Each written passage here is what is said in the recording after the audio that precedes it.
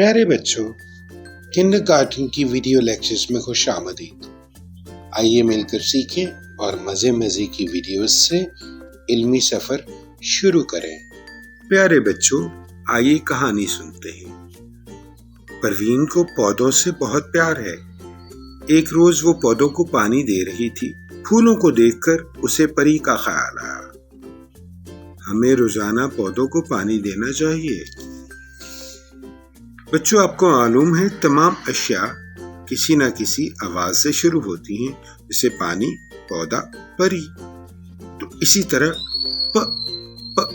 پانی، پودا،